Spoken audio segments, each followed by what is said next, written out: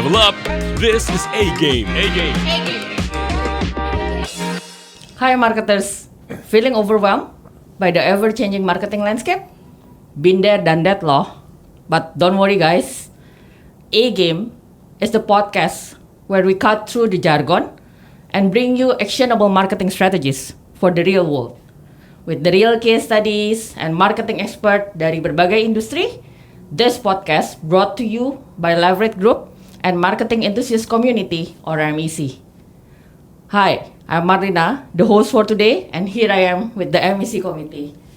Say hi guys. So, Hi. Let me introduce satu-satu nih. This is Pak Glenn. Ya, Glenn Yes. lah. Just call me Glenn ya. Okay, call you Glenn. Yeah. Okay.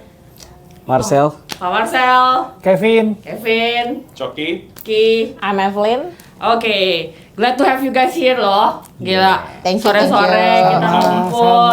Thank you gitu. banget. Boleh cerita sedikit gak sih tentang background masing-masing nih? Boleh. Start dari Glenn dulu. Aku dulu ya? Yes, silakan Glenn. Ya, kalau aku sebenarnya dari Surabaya ya. Berasal dari Surabaya yang cuman secara career marketing sebenarnya mungkin bisa dibilang agak terlambat. Karena dulu awal kerja dulu sebenarnya kerja sendiri ya punya agensi kecil-kecil dulu di Surabaya lah ya. Wow. Dulu. Ternyata. Dulu. Nah, jadi memang basicnya dulu awalnya memang lebih ke community. Jadi community itu beberapa company di Surabaya ya, Tobacco di Surabaya memang kerjain community event gitu. Nah, terus banyaklah kerjaan startup segala macam. Cuman di 2018 itu memang akhirnya baru kembali kerja profesional. Oke. Jadi kembali kerja profesional, di situ baru mulai di local FMCG company. Oke. Local FMCG company, coba start di startup juga dan finally sekarang move ke Jakarta di sini. Oke, so jadi orang Jakarta nih. Ya. Oke, boleh. Pak Marcel boleh. Aku udah ngomongin Pak ya. Udah Marcel aja deh. Gimana Marcel? Oke, kalau saya sih sekarang ada di consumer goods company. Orang kan sebutnya industri ini namanya fast moving consumer goods. Namanya fast moving ya Cepet banget lah pokoknya harus ya. cepat semuanya berubah, ya. cepat bertindak gitu kan.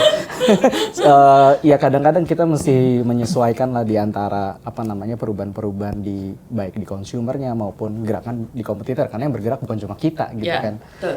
Ya mungkin selama 14 tahun ini saya berkarir ya kebanyakan sih di dunia makanan sih. Wah. Jadi emang kerjanya makan dan minum aja sih. Oke, itu paling penting loh Pak. Oh iya. Makan dan minum ya. Iya.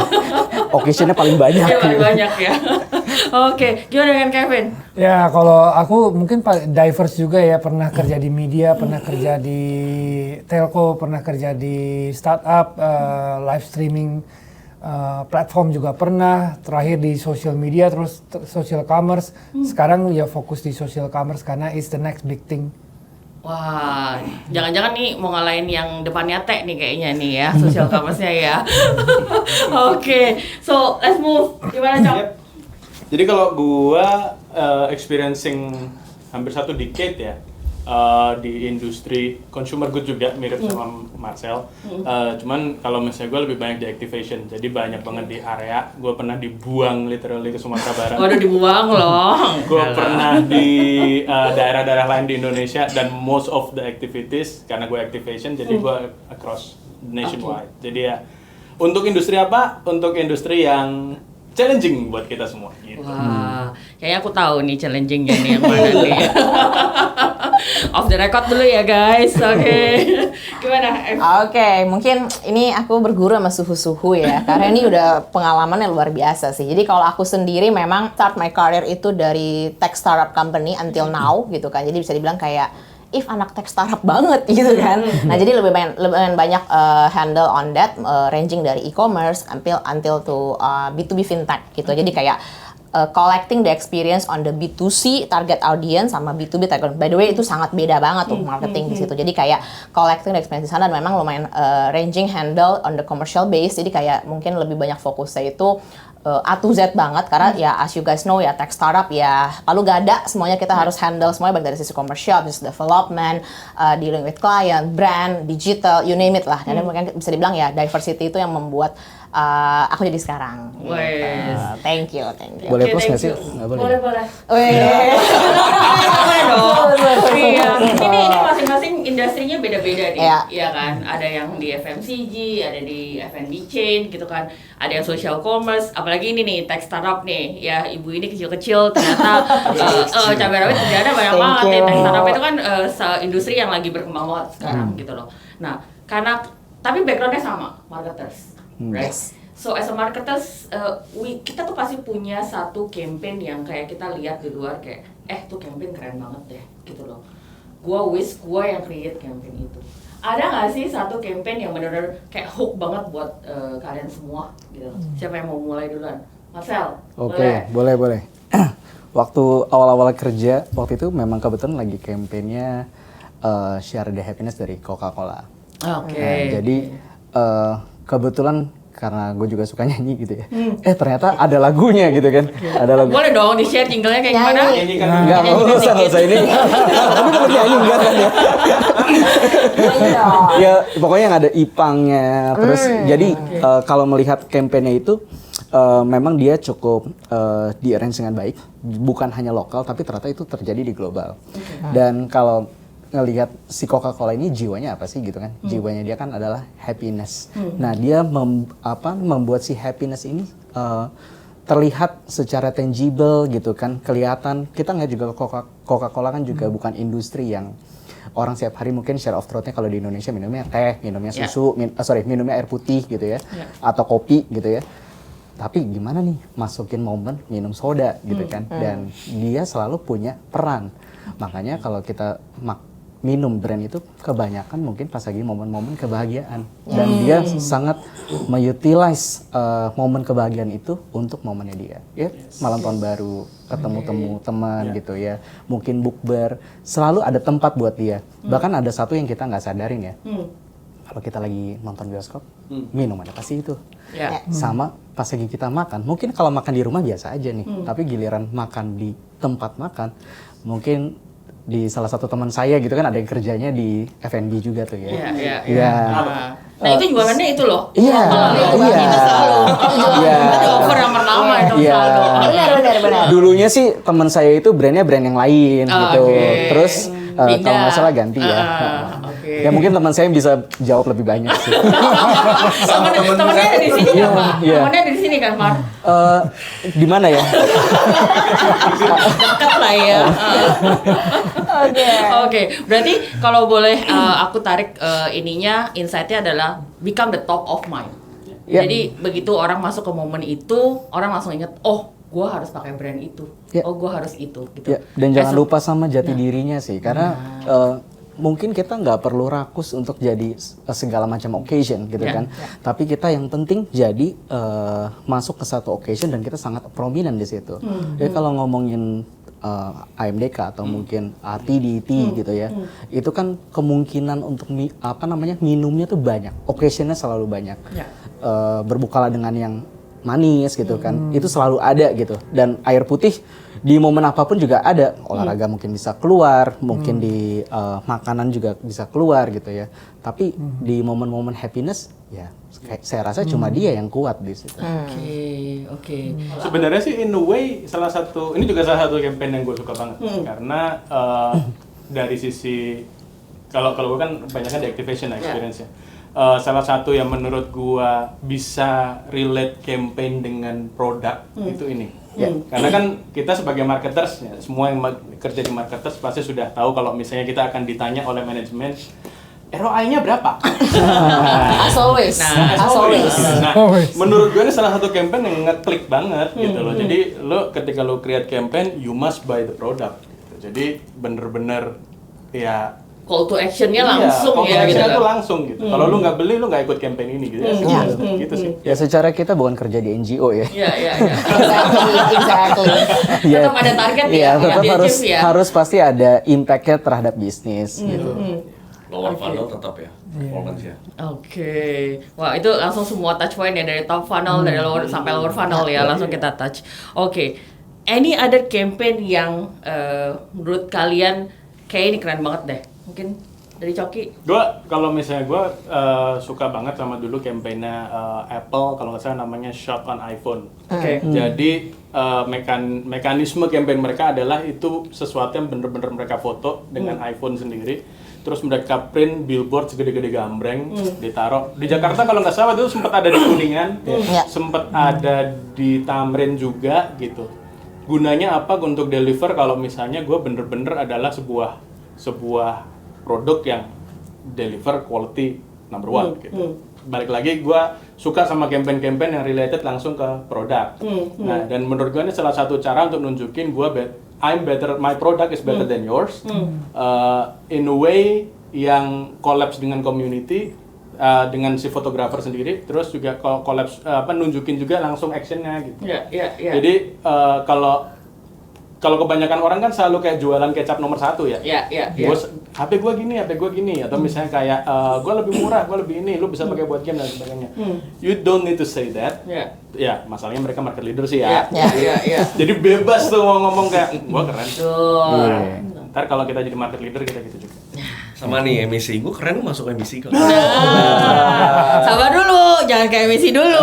Kita ngomongin campaign dulu. Tunggu ya. Udah nggak sabar. Udah nggak sabar Iya. nih gitu. Oke, the iPhone tadi itu berarti campaignnya itu nunjukin USP-nya secara langsung tanpa harus kita woro-woro USP-nya produk itu apa gitu loh. Orang lihat, oh gila, udah sampai di billboard loh, hanya dengan take from your iPhone bisa jadi segede billboard gitu loh. Oke, that's another campaign. Is there any other campaign? Kevin mungkin. Kalau gua karena gue suka nonton movie di bioskop itu sering banget ada iklan yang seorang ibu dia tuh suka masak udang goreng terus anaknya dikasih udangnya tapi dia cuman makan kepala udangnya gitu. Saking sayangnya sama anaknya ya. Menariknya campaign itu karena it touch the emotion of the audience dan market Indonesia, orang-orang Indonesia itu easy to sympathy, empathy, and dimainin emotionnya itu kena banget. Gue pertama kali lihat itu iklan, ini apa nih? Is it another movie or what is this about? Why is so sad? Why is so emotional? Ternyata Tokopedia. Oke. Itu iklan kayaknya udah lama banget ya. Tapi Udah sampai sekarang lama masih ingat masih juga ya ingat iklannya. karena Ya? even until now trennya itu di platform social media tuh masih banyak orang yang bikin konten Related ke situ ya? gitu, related ke situ. Oke. Itu karena slice of life-nya udang Iya, ya? slice of life-nya kena. Di luar camp itu dia makan kepiting loh. Nah, bisa jadi loh. Iya, cuma nggak masuk kamera Udangnya aja. doang nggak nggak masuk sih, gitu kan? Sebenarnya Kevin lebih inget karena dia emang suka makan udang. Iya. Iya. Lu jangan, poinnya kayaknya lu jangan gampang tersentuh aja sih. Oh gitu ya. Terlalu emosional itu Iya, juga bagus ya iya. gitu ya. Langsung Iya. ke-touch gitu ya. Oke. Nah, kita udah ngomongin campaign, kita udah ngomongin point of view-nya kalian dari sisi marketers nih gitu loh. Sekarang gue pengen tanya sih, apa sih yang bikin kalian suka sama dunia marketing?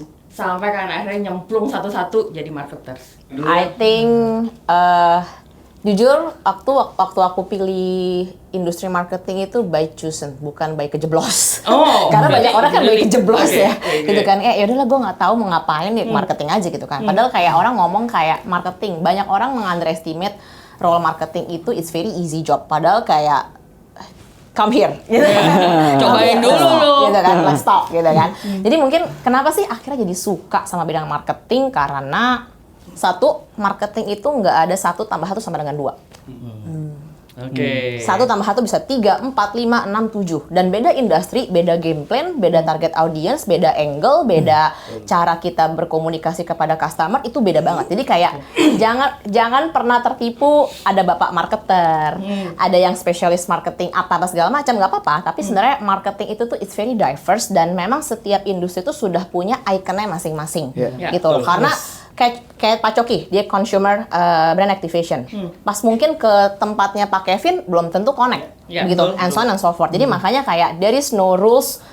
Marketing itu 1 + 1 tidak sama dengan 2. It's very absolute. Jadi makanya bisa dibilang kayak dari situlah kecintaanku akan marketing yang membuat kayak what's next, what happen, dan it's very, kalau kita main game ya, makin seru nih gitu kan, cara saya kan. Jadi kayak beda industri, beda ini lagi.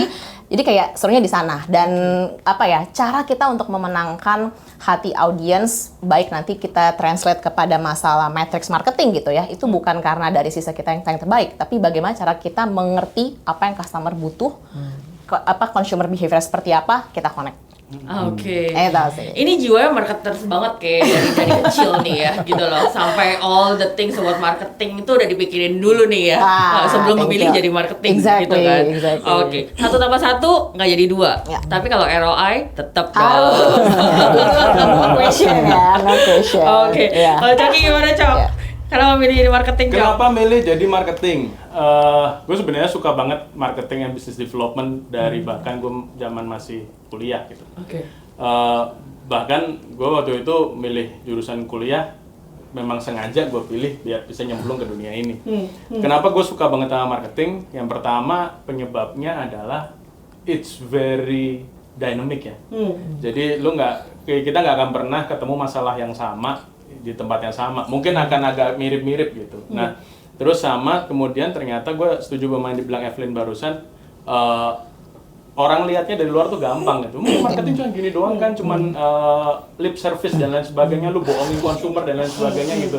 But believe it or not guys, gue pernah dapat quote dari salah satu pembalap Formula One, dia bilang kalau misalnya lu mengendarai mobil itu gampang, berarti lu nggak ngebut. Kalau misalnya lu bilang marketing itu gampang, lu nggak do it right. Lu harus do it right dulu sampai tahu kayak penyebab dan alasan kenapa seorang marketers, terutama marketing manager, agensi-agensi dan lain sebagainya itu pulang jam 3 pagi dan besok pagi jam 8 pagi udah harus standby lagi. Nah, itu berarti you do the real marketing. Nah, guys, dapat nggak nih? Ya, kalau lu pulangnya masih jam 6 sore, berarti you haven't do it right, gitu. Aku juga kepada teman-teman di belakang ya. Nah, ini tadi dibantuin, sekarang dikeluarin semuanya, ya gak? Gitu. Nih ternyata udah 2 orang nih yang ternyata dari sebelum kerja aja udah cita-citanya jadi marketing. Nah, kalau Glenn gimana? Apakah dari SD, Pak? Dia kepikiran mau jadi marketers nih? Enggak, Gitu. awal mulanya sebenarnya suka hal baru-baru dengan branding awalnya. Jadi branding, designing, itu dari sekolah itu suka. Jadi kalau ada project-project sekolah itu suka bikin konsep. Awalnya mulanya itu. Nah, terus berlanjut tadi tuh sebenarnya kalau sekarang mungkin aku jam ke karir profesional ya. Dulu di Surabaya awalnya tuh fokusnya sama tactical aja, activity. Nah, once aku pernah sekali karir di startup dulu ya. Di salah satu startup. Nah, aku akhirnya dari situ baru belajar baru melek nih ternyata oh, marketing itu nggak yang sesimpel, nggak hanya fokus kepada apa yang kita lakuin aja nih. Tapi behind on that sebenarnya ada strategi, kita ada analisa data, kita ada insight nih sebenarnya. Jadi segitu komprehensifnya marketing. Jadi yang aku dulu cuman ambil kuliah S1 marketing, terus akhirnya dari situ aku mulai perdalamin marketing ini secara vertikal. Nah, bahwa marketing itu nggak hanya fokus ke activation, dan banyak yang bilang oh marketing itu teori. Tapi nggak, marketing itu perpaduan antara scientific dengan kreatif. Oke. Karena perpaduan dari branding, iya. Karena marketing itu ada 3 pilar nih. Ada strategi, ada research, and ada communication. Branding masuk part dari communication. Tetapi strategi ini kalau dari pengalamanku banyak orang yang miss di part ini.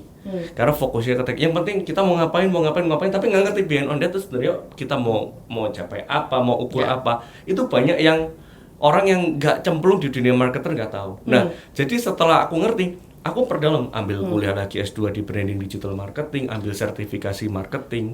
Itu jadi perdalam secara komprehensif gitu sih. Cuman memang at the end of the day kayak nggak semua apa yang kita pelajarin itu bakal kepake di setiap company, enggak. Tetapi at least secara fundamental marketing itu fundamentalnya kita harus diperkuat dulu, itu kalau aku gitu. Oke. Itu sih. Nah, berarti campaign yang kita lihat di luar sana yang cuman muncul kayak 30 second.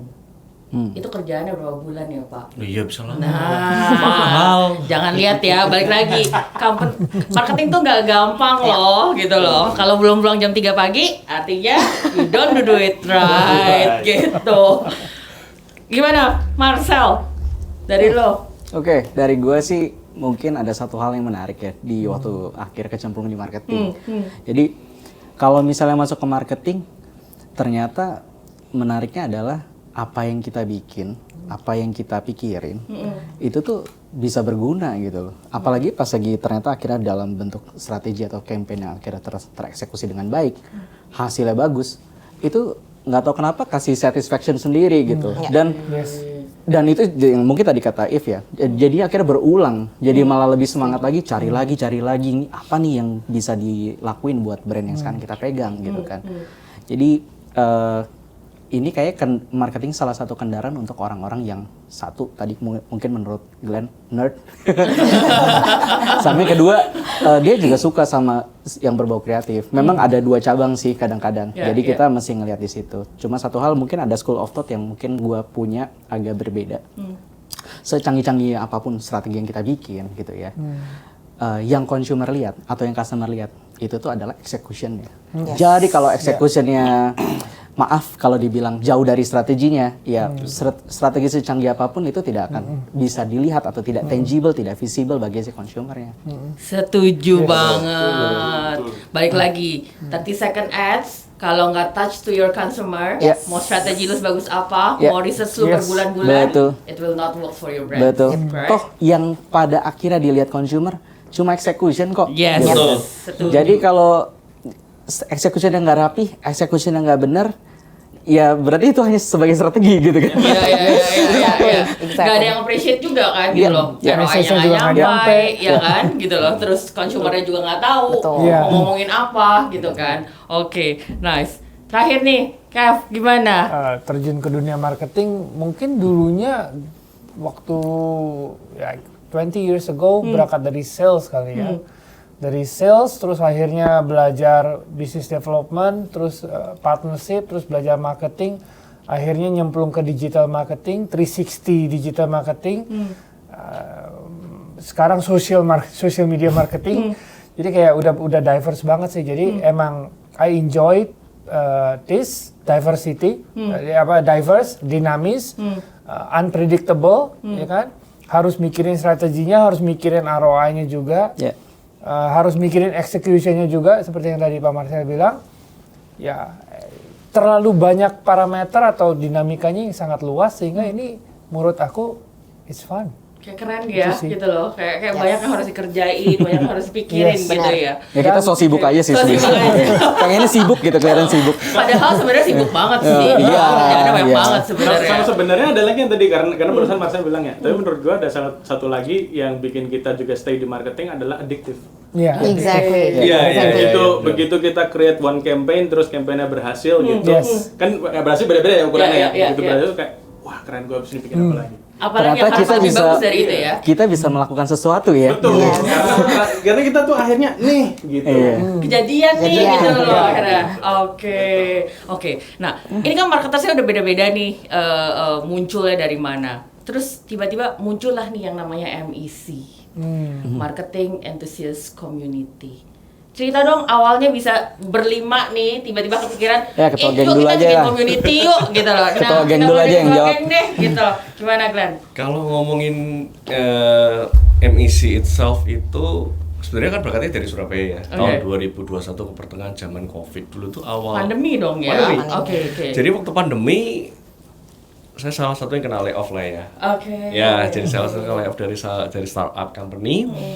Sebenarnya awalnya dulu tuh mau bikin namanya Surabaya Marketing Club awalnya, jadi connecting sebenarnya cari aja opportunity apa sih sebenarnya, cuman respon dari teman-teman di Surabaya kayaknya mungkin kalau secara marketing kok kurang ya, jadi responnya nggak begitu antusias. Akhirnya coba connect sama teman-teman yang di Jakarta. Jadi kita karena dulu zaman PPKM masih online. Kita meet up-nya pun online sebenarnya. Masuk ini one by one semua kontak. Di kontak satu-satu nih ya. Iya, saya kontak satu-satu online kan. Saya kira spam. Siapa nih yang dua-dua Siapa kontak? nih orang nih itu ya. Orangnya kayak gini lagi gitu kan. Iya. Saya kira spam. Atau jangan-jangan blind date nih. Iya kan? Oke. Jadi teman-teman ini kan akhirnya kita kontak semua. Cuman dasarnya karena seneng ya. Jadi kalau sebenarnya dibilang sama Coki tadi addictive, kalau kita udah seneng sama sesuatu, sebenarnya obstacle kayak apapun, masalah kayak apa, ya udah just do it aja. Jadi kayak emisi sampai hari ini nggak dapat duit, ya jalan aja. Tapi karena kita punya intangible value yang kita dapat sebenarnya, yang nggak ada nilainya, gitu. Nah kemudian di tahun 2022 kita jalan 2021 sampai 2022 itu full online. Terus masuk ke Q3 2022 kita coba first activation offline meetup di Surabaya. Pertama rame nih, 100 lebih. Tapi setelah meetup kedua, ketiga, keempat trennya turun. Nah, terus teman-teman di Jakarta pun antusias kepengen meetup. Akhirnya kita coba Q4. Jadi pertama kali emisi di Jakarta itu aku sebagai orang Surabaya ya, nggak punya kenalan di Jakarta sama sekali, nggak punya temen lah, nggak ada lah ya, karena kan cuman kerja aja di Jakarta sebentar. Jadi awal mulanya semua tak kontak satu nih. Kita kebingungan dulu, kita nggak punya sponsor, nggak ada sponsor, nggak ada tempat, nggak ada apa. Ya semua by own lah ya, gitu loh. Coba sini gagal, ya udah. Karena setelah kita coba discuss kan kita meet up itu kita prefer weekend kalau di Jakarta karena weekday ternyata orang sibuk banget dan segala macam. Kayak hari ini kita macet ya. Ya udah, akhirnya dapatlah kita satu tempat tuh di Geraha. Dulu tuh di kantornya Astro kita dapat di Tomang, kita dapat di daerah Tomang sana. Ini semua nggak saling kenal awalnya. Jadi yang kenal cuma Glenn doang nih, kenal satu-satu. Nah, jadi saya dulu di Surabaya, mereka di Jakarta, kita minta tolong, saya minta tolong. Mungkin kenal sih, tapi digital. Ya, kenal digital. Kenal Jadi online nggak pernah lah ketemu. ya, gitu. Iya, digital. Kita online, mereka belum pernah tatap muka. Nah, minta tolong untuk organize nih. Jadi untuk kayak saya ingat nih teman-teman semua. Jadi kayak setting datang ke lokasi malam-malam pulang kerja, dimarahin satpam.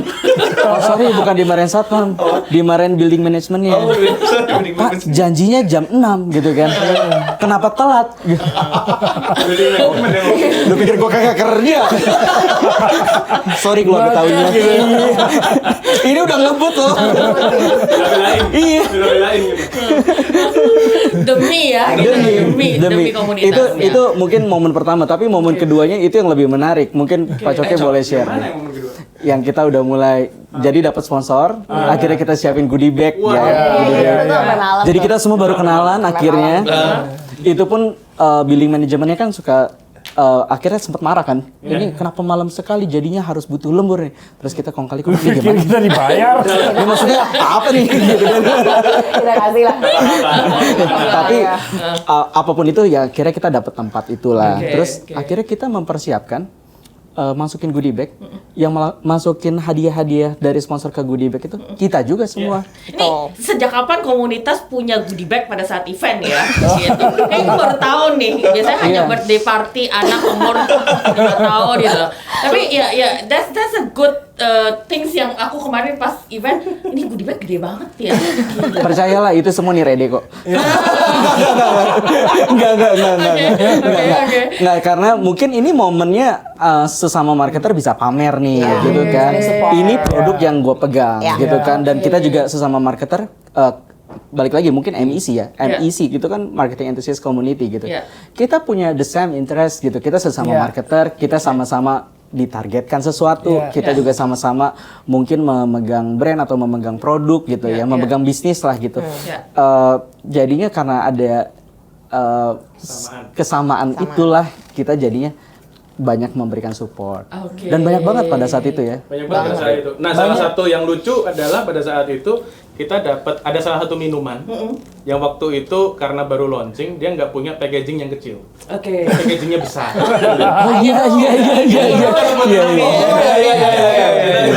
Tapi enak banget. Tapi enak banget. Susu ya, susu. Ya, nggak bisa sebut namanya. Jadi nggak boleh. Itu satu goodie bag which is tas kertas gitu kan. Terus habis itu kita ada itu kayak tiap kita tarik kita takut jebol. Iya. Karena saking beratnya. Jadi Iya, untungnya iya. makin kesini teman-teman udah punya packaging yang makin kecil-kecil juga gitu. Jadi Oke. justru makin various isi dari Betul. dari goodie bag-nya kita ya. gitu. Oke. Dan- Jadi satu keunggulannya MIC itu dari goodie bag Yes. sebenarnya. Iya lah. Dan itu ada trennya. Nggak ada komunitas lain yang punya USP kita goodie bag. Goodie bag. Iya. Tinggal pilih. Iya. Mau isinya 12, mau isinya 30, you name it. Iya Pokoknya kan? Itu ada Kalau trennya Bu. Jadi dari awal tuh dia pertama yang sponsor tuh cuman ya sedikit lah. Iya, iya. Makin hari makin banyak sampai Oke. udah aku bilang Glenn ini stop dulu, ini sponsor jangan lebih dari sekian. Dia masih sponsor.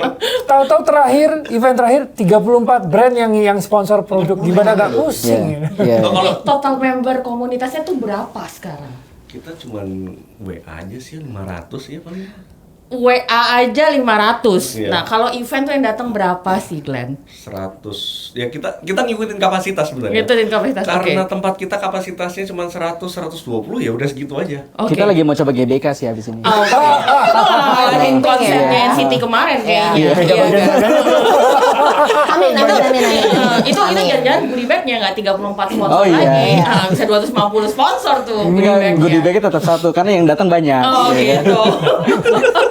Oke, nah MIC ini kan sekarang bisa kita bilang non-profit community lah ya, gitu loh. Kalian willing as a marketer untuk ngumpulin orang-orang, undang speakernya yang keren-keren, kasih insight dan segala macam, gitu kan. Dan as a marketers pasti ada challenge-challenge yang kalian hadapin, yang akhirnya kalian manggil tuh speaker-speaker untuk mungkin bantuin kalian Ya. untuk solving that challenge, Yes. ya gitu loh. Boleh cerita nggak sih challenge apa sih yang pernah kalian hadapin di brandnya kalian gitu? Mungkin boleh if Challenge yang pernah dihadapi di brand itu pasti banyak ya. Dan maksudnya biasanya stages of company akan determine challenge-nya juga gitu Yeah. kan. Cuman mungkin ada time, mungkin aku sedikit cerita beberapa pengalamanku waktu mengintroduce suatu brand yang memang belum dikenal gitu loh. Mungkin beberapa teman-teman di sini sudah hadir di brand yang memang sudah siap lanjutkan, Iya. gitu Oke. kan. Nah, tapi ketika aku hadir di suatu brand yang belum dikenal, itu susahnya setengah mati. Gimana cara naikin brand trust, kepercayaan orang untuk bisa lihat dulu deh, gitu loh. Jadi makanya ada time ujung-ujungnya adalah ketika aku deliver to my boss, gitu kan. Pak, kita nggak usah muluk-muluk dulu deh, jadi top of mind, well known dulu. Iya. betul Gitu. kadang-kadang targetnya ini ya Target realistis ya. Gitu kan, well known dulu. Nah, how to get the well known brand, kita baru Iya. melihat step-step kesananya gitu. Cuma memang ada time itu it's very struggle motion banget ya, karena memang itu banyak orang belum kenal. Tapi dengan ada marketing gitu ya, dengan kreativitas teman-teman yang ada di marketing, komersial, dan beberapa teman-teman memang nge-support, kita bikin yang tadinya lewat kiri nggak bisa, kita lewat kanan. Gitu loh. Tadinya mungkin kita ngomong kayak, belilah produk ini, Anda akan dapat A, B, C, D, F, G. Kita nggak kayak gitu. Oke. It's very boring marketing. Kita Yeah. akan ngomong ke area yang memang pain point-nya seperti apa. Kita relate ke Yes. pain point-nya seperti apa sih yang mau diharapkan, permudah hidup lo dengan ini nih segala macam. Nah, kita mulai berangkat dari situ dan kita mencoba mengkombinasikan produk-produk yang ada di kita, itu teman-teman kita siapa sih? Kita ajak teman-teman kita bungkus satu messaging yang istilahnya membantu teman-teman untuk iya ya, kenapa gue nggak kayak gitu ya? Misalnya gue bisa kayak gini ya? Iya ya, bener juga. Jadi kayak kita kasih wake up call ke teman-teman yang tadinya enggak jadi enggak gitu loh. Nah, dari situ akhirnya brand yang aku pegang mulai dikenal dan jadi mulai enggak gitu loh. Karena ujung-ujungnya kayak semakin kesini tuh orang makin pinter. Kalau terlalu kayak belilah ini dapat ini, kayak ya udah what's the point? There is no stickiness on that gitu loh. Oke, mereka akan ngelihat bahwa beli ini produk ini, mereka hanya akan melihat masalah commercial benefit. Yeah. Lu lebih murah nggak dari yang biasa gue pegang? Yeah, Lu lebih yeah. mahal dari yang gue pegang nggak? Nah, Yeah. tapi ketika orang ngeliat value, kenapa sih kita harus pakai produk lo? Kenapa sih kita harus pakai jasa lo? Orang ngeliat value, gue bisa cost saving berapa banyak, quality yang gue bisa dapatkan seperti apa, hidup gue bisa terbantu seberapa mudah, itu yang kita jual. Nah, makanya mungkin kalau teman-teman ngelihat, kayaknya gampang banget jual produk ini lewat jalan A. Silahkan dicoba, tapi Yeah. biasanya jalan menuju Roma tidak hanya jalan lurus, Yeah. gitu ya. Itu sih. Kelok-keloknya ya. Kelok-keloknya gitu. Oke. Jadi kurang lebih seperti itu sih. Oke. Nah, relate to that. Kita sering banget denger nih marketing 3.0 lah, marketing 5.0 lah. Sekarang udah 6.0 gitu loh. Nah, gue boleh tahu nggak sih what do you think about this jargon marketing 6.0 nih gitu loh. Kita udah nggak tahu lagi sampai point O berapa nih gitu loh. What do you think, Glenn? Sebenarnya nggak, kalau aku sih nggak, aku pribadi nggak terlalu ngikutin yang terlalu secara, maksudnya gini ya, teori itulah, yang nggak By the book. applicable, By the book by the banget. book tuh aku nggak terlalu ngikutin tuh biasa ya. Yeah. Oke, nice to have kayak maksudnya kita tahu, oke. Cuman karena kita ini di MEC kita kebiasaan sharing dari teman-teman praktisi yang ya memang yang mereka langsung terjun di sana gitu. Ya. Jadi memang kayak kita minta kemarin Sabtu nih. Ya. Ya, dari Pak Ferry, Mas Asep dan kawan-kawan lain. Memang ya kita dengar sebenarnya contoh ketika kita mengulik Gensi, gimana sih Pak Ferry mensukseskan produk Dilannya di Gensi misalkan nih ya. Itu kan kita learning. Ya. Kemudian ada misalkan kayak kemarin dari TikTok tuh sebenarnya gimana sih marketnya secara kemudian dari Grab gimana mereka meleverage Gensi, mereka punya strategi yang kita nggak bisa cerita di sini kan ya. Nah, itu kan sebenarnya lebih, kalau aku lebih sama teman-teman pasti sama semua, kita lebih seneng di sana. Jadi cuman kita tetap harus ngikutin, trennya kira-kira ke depan seperti ini, misalkan ada AI, ada apa, kita aware, tapi belum tentu itu applicable bagi kita. Iya. Yes. Itu sih sebenarnya. Kalau aku lebih ke sana ya. Kalau aku ya. Oke. Karena kalau aku nambahin sebenarnya kan pada akhirnya mau 1.0 sampai 6.0 pun yang kita communicate kan ke orang ya. Consumer is human gitu. Jadi mau kita punya AI, mau kita punya apa, in the end of the day we talk with human gitu. Ya, malah menurut aku itu tuh sebenarnya cuma tools pembantu aja, supporting tools. Karena balik lagi fundamentalnya ya apa kok, strategi, communication, execution, kayak gitu, itu fundamentalnya tetap itu sebenarnya, nggak berubah. Oke, berarti yang kita pegang actually the human behaviornya kayak gimana sih, what they need sebenarnya from our products gitu. Oke, nah sekarang kan ada komunitas ini, gitu loh. Ada marketer baru nih, newbie yang lagi mau coba, gue mau coba dong dunia marketing gitu loh. Jangan coba-coba. Ya kan? Yang masih kita mau kinis-kinis coba-coba ya. Jangan coba-coba ya. Ini bukan dunia coba-coba gitu. As a komunitas, MEC itu bisa bantu apa sih buat mereka? Mungkin Pak Kevin boleh? Nah ini menarik juga ya, karena at the end of the day, yang the young will replace the old, and there will be new new knowledge, new skill, new innovation. Apalagi kreativitas itu tidak kenal batas. Makanya yang muda ini harapannya ya kita bisa membantu mereka by sharing experience, by sharing real case studies, dan juga perbedaan antara praktisi dan belajar di bangku sekolah atau bangku kuliah. Akademisi lah, beda itu tuh. Gak dapet tuh mereka di kampusnya atau di universitasnya kan. Makanya ini gunanya MEC atau di mana MEC ini kalian bisa ketemu langsung dengan orang-orang yang hands on, basah berlumpur-lumpur di dunia marketing ini. Udah cemplung, udah tenggelam malah kali ya. I'm drowning. Oke, Marcel gimana Marcel? Ya, kalau di MEC jujur kalau selama ini kita melihat ya, untuk new guy gitu yang baru akhirnya berkarir di marketing, harusnya apapun yang kita share di sini itu bisa saling empower satu sama lain. Toh di sini juga bukan hanya dapetin case study gitu ya, tapi juga kita bisa connecting each other nih sesama marketer. Dan itu yang mungkin menarik nih dari kita semua di MEC karena kita ini punya persamaan nasib gitu kan, kita sebagai marketer gitu kan. Udah tenggelam gitu kan. Udah tenggelam gitu kan. Dan tadi Pak Glenn bilang, case-case yang dihadirkan itu benar-benar praktikal, benar-benar yang saat ini kita alamin.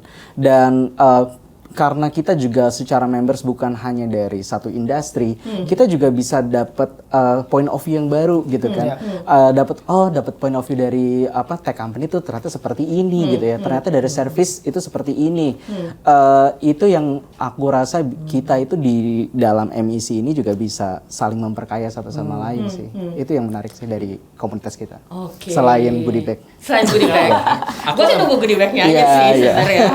Gue lagi lihat. Boleh, silakan. Glenn. Jadi sebenarnya ya untuk closing di poin ini ya, talking point ini. Udah closing ya? Belum. Tenang. Bagaimana sebenarnya gimana MC ngebantu ya? Memang for now, MEC ini kan kita curated platform nih sebenarnya. Actually kita curated platform, jadi benar-benar yang mau masuk itu seleksi banget. Jadi nggak kayak awal dulu. Nggak semua bisa masuk nih ternyata. Oke. Actually nggak awal. Kalau dulu berarti kita dipilih, sekarang kita memilih. Betul. Dulu Ganti siklusnya ya. Dulu saya ngerekrut tuh banyak yang nolakin saya, Bu. Oke. Banyak yang nggak mau gabung. Sekarang mereka nyesel. Dan misi ada di sini saudara-saudara. Sekarang mereka nyesel loh. Nolak Glenn gitu loh, nggak bisa masuk. Tiba-tiba sekarang orang yang mau masuk udah nggak bisa masuk nih. Ya. Requirement-nya apa sih Glenn untuk bisa join MEC ini? Sebenarnya kan secara requirement ini memang tujuan objektifnya adalah benar seperti Pak Marcel tadi bilang bahwa kita kan mau satu frekuensi nih. Ya. Karena di MEC banyak banget happen brand collaboration antar brand. Ya. Perpindahan karir. Bahkan kemarin waktu datang tuh ada director marketing yang dia looking talent tuh datang ke MEC itu memang dia cari. Dia setelah itu japri saya ini siapa tanya-tanya. Jadi sebenarnya banyak banget lah, either mau collaboration antar brand dan segala macam. Jadi kita cari frekuensi yang sama. Kalau secara kuantitatif memang at least 3 years experience di Minimum marketing. 3 years experience. Kemudian memang kalau bisa di level manager up, kemudian gitu. Nah, secara kualitatif itu biasanya sekarang one by one kalau saya tidak menerima yang tidak saya kenal sekarang. Tetapi hanya menerima recommendation dari dalam teman-teman. Jadi kayak teman-teman nih banyak nih, Glenn ini mau gabung nih, ini mau gabung. Kasih aja kontaknya atau kontakku bisa kasih dia, nanti aku telepon duluan, aku ajak ngobrol dulu. Nanti dikasih link psikotes buat assessment dulu. Kayak untuk masuk company lebih susah. Iya, IG-nya harus di atas 142. Kita mau ngalahin sebuah company pokoknya di sini. Habis itu FGI ya. Iya. Lama-lama bikin brand sendiri nih. Iya. Gitu loh kan. Semua udah expert di sana nih kayaknya. Gitu. Oke, so 3 years experience minimum, terus manager up level itu udah minimum. Satu lagi. Apa lagi? Ini beruntung. Banyak ya requirement-nya. Kalian kalau nggak bisa masuk deh guys. Leverage Assessment-nya belum dihitung itu. Belum ya? Jadi SKCK nggak di-mention. medical check up. Iya. Kita hanya terima orang-orang yang sehat, Bu. Gitu ya. Karena masih bawa goodie bag semuanya gitu kan. Gitu. Badannya jiwa. Goodie bag masih ada ratusan kartu dari banyak sponsor kita gitu kan. Apa lagi Glenn?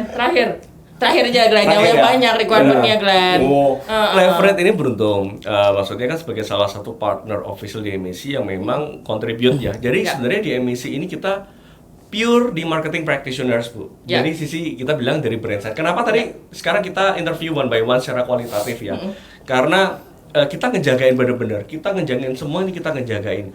Even sebenarnya agensi itu nggak boleh masuk, Bu. Karena nggak boleh jualan nih. Wah, sebenarnya boleh karena kita partneran nih. Jadi sebenarnya kan kita juga kita announce nih bahwa MEC kita berpartner dan kita thank you banget sama Leverage udah contribute nih ke MEC kan. Jadi maksudnya kita bikin activity ini berupa podcast dan segala macam. Jadi bahwa memang kualifikasinya tuh kita menjaga untuk teman-teman di dalam supaya frekuensinya nyaman. Sebenarnya begitu, Bu. Kayaknya sekarang kita ngomongin collaboration dengan Leverage nih ya, gitu loh. Kayak kita mesti ngomong nih, kenapa kita bikin podcast ini? Tujuannya apa kita bikin podcast ini? Coba boleh Glenn ceritakan, Glenn. Nanti kami bantu, Pak. Nanti kami bantu. Iya, nanti dibantu boleh dibantu. Iya. Karena belum dibikin.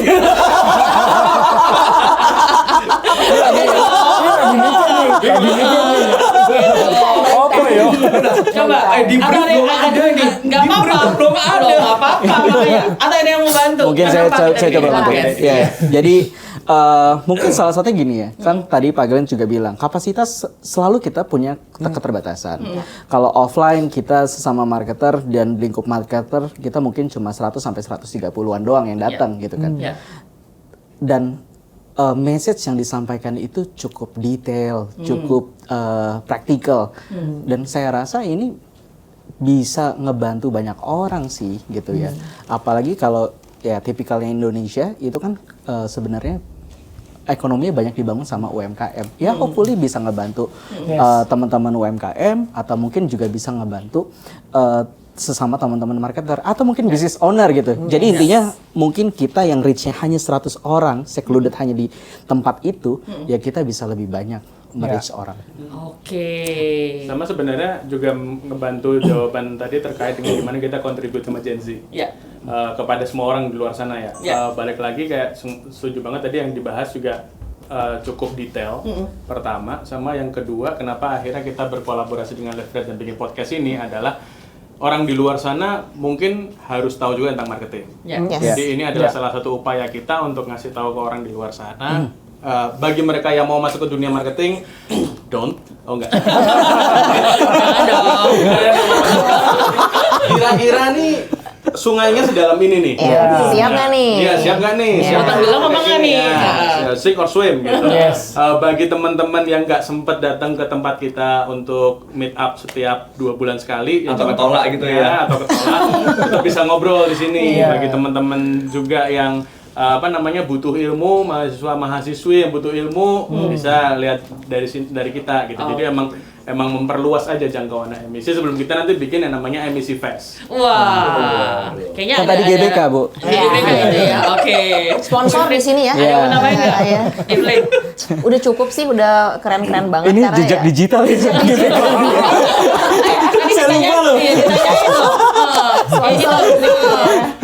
Ya itu aja sih. Teman-teman bisa bedakan yang mana yang asal bunyi kan ya. Sebenarnya emang sengaja ini dibikin ada jejak digitalnya biar kita berkomitmen. Nah, betul. Nanti ini akan jadi pertanyaan di WhatsApp Iya, group loh. benar. Gua denger kayaknya mau bikin di GBK nih. Gitu. Nanti tinggal ditunggu aja Iya. kapan waktunya kita bikin di GBK ya. Oke.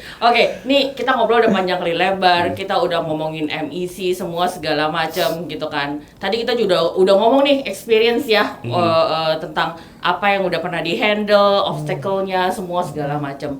Ada pesan khusus nggak? Advice buat marketer di luar sana dari senior ini, dari pendiri-pendiri di komunitas ini, gitu kan? Oke. Ini semua harus jawab. Kita butuh waktu 15 menit buat mikir boleh? Kayaknya tadi udah di brief tuh, Marcel. Nggak bisa loh. Kalau pesannya saya untuk teman-teman semua marketers di Indonesia atau di wherever you are, I think marketing is a never stop learning process lah. Yeah. You keep always learning. Even I never realize ya, orang-orang yang senior level, VP, director di member-member MEC yang keren-keren itu, mereka juga ternyata pas masuk MEC itu, we learn a lot of things from you guys also katanya. Ya, buat aku itu, I feel honored gitu bisa bertukar pikiran, diskusi sama mereka, ketemu langsung. Which is kalau di dunia normal, di luar MEC, boro-boro sempat Susah ketemu banget gitu, ya.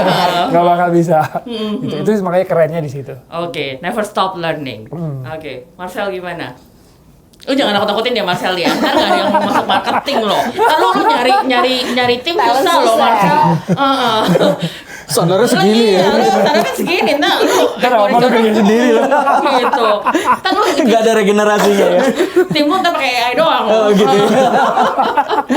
Oke, mungkin kalau pesan bukan pesan sih ya, tapi kita sebagai marketer tuh mesti ngerti gitu ya, bahwa sebenarnya kenapa ada posisi yang namanya marketer, karena ada yang namanya limited resources gitu kan. Jadi kita untuk bisa benar-benar mengutilize limited resources itu, ya kita harus benar-benar ngulik, benar-benar mikirin market kita siapa, butuhnya apa. Mungkin tadi kata kesusahan dia apa yang kita bisa bantu dari brand kita, dari USP kita, dan aku rasa ya marketer harus ngerti itu. Dan kalau tadi mungkin ada beberapa teori-teori yang update gitu ya, 6.0, 5.0, iya itu mungkin membantu sebagai pattern, tapi balik lagi kita harus ngerti dulu nih consumer kita siapa dan tahapannya kita udah sampai mana. Kadang-kadang kita itu cenderung mengikuti best practice. Best practice seperti ini kita langsung ikutin plek-ketiplek. Tapi lupa bisnis kita sebenarnya seperti ini loh. Terus ternyata brand kita tahapannya belum nyampe situ nih gitu kan. Jadi ya mungkin ini dipengaruhi sama sosial media juga ya. Hindarilah membandingkan brand kita dengan brand yang lain. Sama dalam kehidupan pribadi, jangan membandingkan kehidupan pribadi kita dengan pribadi orang lain. Gitu. Ini power of social media, ya bisa nyambungin kita, tapi juga bisa bikin kita itu jadi Men, gue di bawah banget nih kayaknya nih, ya kan? Tapi bukannya itu ada bagusnya juga, kayak kita lihat brand Ada. itu keren loh gitu loh. Ada, Gue ada. harusnya bisa kayak sebrand itu. Tapi bukan jealousnya, Iya. tapi taktiknya. Ya, Yes. yang paling penting adalah sebenarnya mengerti konteks. Jadi marketing itu kan benar-benar harus jeli ya, melihat konsumernya berubah nih, konsumernya ternyata juga keinginannya bukan itu lagi, kompetitornya juga bergerak, bukan Yeah. kita doang yang bergerak, Yeah. yang kerja bukan kita doang, guys. Iya. Yang kerja sebagai marketer juga dari kompetitor juga sama gitu, mereka juga berpikir hal yang sama, berpikir untuk masa depan brandnya mau diapain. Ya, ya, gitu sih. ya. Oke. So, guys, kita udah melewati durasi. Iya. Dan I yang think- tadi, Wow. dan tadi mungkin bukan hanya di episode ini, mungkin di episode selanjutnya kita bisa marketing. Nah, gitu. Episode selanjutnya. Di episode selanjutnya kita nggak akan reveal dulu topiknya apa. Betul. Tapi pastinya itu akan ada sesuatu yang berguna buat Yeah. marketer di luar Daging. sana, Yeah. yang bakal jadi daging banget, yang lo mungkin nggak ketemu di mana-mana. Jangan kebanyakan Karena ini kolesterol adalah gue. experience langsung dari orang yang ngejalaninnya. Yes. Ya. Ini kita langsung spill loh ya nih malam. Langsung spill out loh nih ya. So guys, stay tuned to our podcast. So thank you so much guys for the sharing, a very insightful sharings ya. So stay tuned to our podcast. Don't forget to subscribe. Gua nggak perlu ngomong banyak lebar, udah kayak marketing dong gue. So this is the A game, game up, level up. Thank you so much. Bye.